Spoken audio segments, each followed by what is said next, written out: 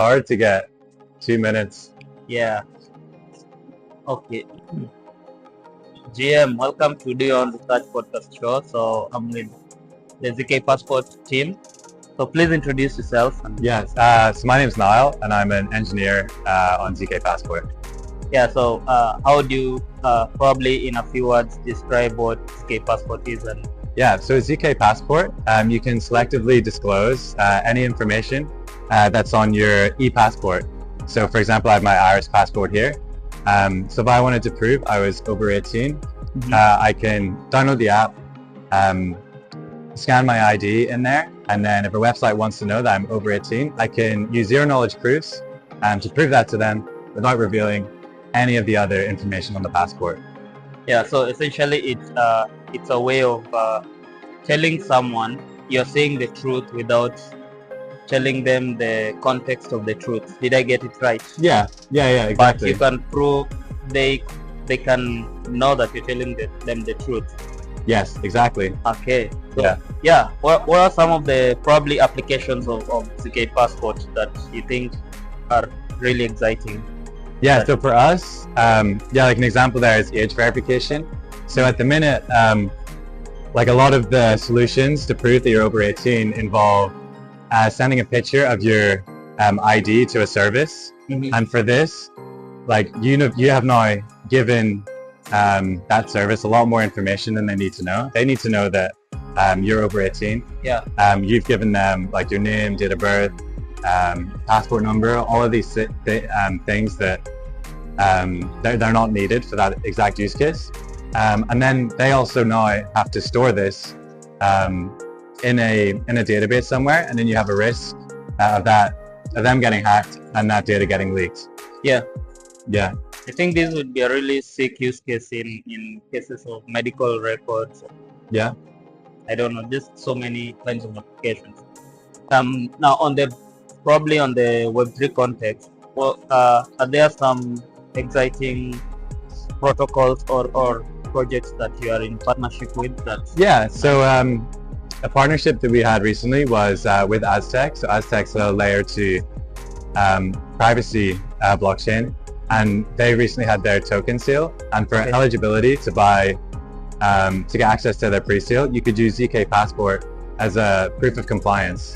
So you could prove that you weren't from a set of sanctioned countries. You could also prove that your name is not on a sanctions list. And then we also have a feature called private face match, where you can prove that you are the person who owns the passport who is generating the proof. And for these, you can have a really strong guarantee that the person who holds that account, who's trying to buy your token, is a non-compliant, like a compliant person. Yeah, I think that's really cool. And Aztec is also privacy only. Exactly. Yeah. Blockchain. So I think it's yeah. So it's a really good synergy. Match made in heaven. Exactly. If you may.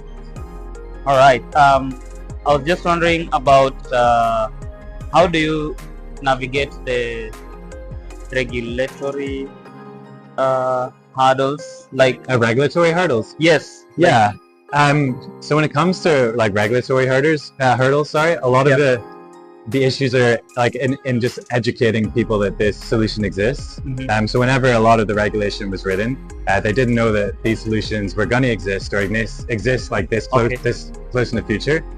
So we have had some champions on the legal side being able to talk to governments for us. So like we've been talking to regulators in the UK and in France about this solution, especially in the age verification context. It's a privacy preserving way that you can prove, like leveraging that government attestation of your identity that they give you, leveraging that as a source of trust that you are over 18 and stuff like that. We've also had champions talk to the White House in the US, and recently in the White House crypto report that was released, they mentioned ZKID techniques such as ZKPassport as a good step in the right direction for privacy preserving identity verification.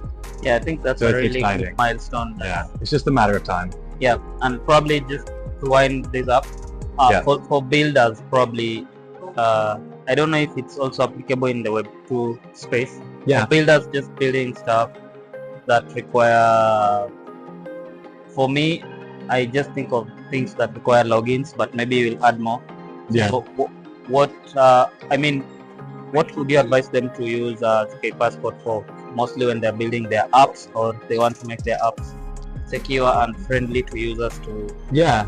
So it's a good way of access dating. So if you want access gating, so if you want to make an app for a specific group of people, so it's like just for your country, like if you have a social board, this could be in like Web 2 or in a Web 3 situation. It could be on-chain or off-chain. Okay. So if you want to have like only people from Portugal or from the UK talking about a certain issue, then you can use ZKPassport to be like, okay, these people are from the UK.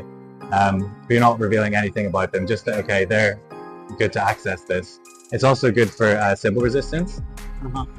So you can enforce like one passport per an account. So you can get a really good guarantee that there is a unique human behind the account. Yeah, thank you so much. Yeah, you're welcome. There's so much things that I think ZKPassport can help in, and that's just a snapshot of what ZKPassport is all about. So keep listening to us, and remember to always do your own research. Thank you. Exactly. Thanks you. Thank you so much. Oh, where can we follow you? I mean, oh yeah, so on ZKPassport, of course. Exactly. Yeah. So on socials, just be ZKPassport. Okay. So on X, LinkedIn, and check out our website. So just ZKPassport.id. All right, and follow us on Beyond Research Labs, and of course, enjoy the rest of the DevCon. Perfect. You too, man. Thank you. Thank you. All the best.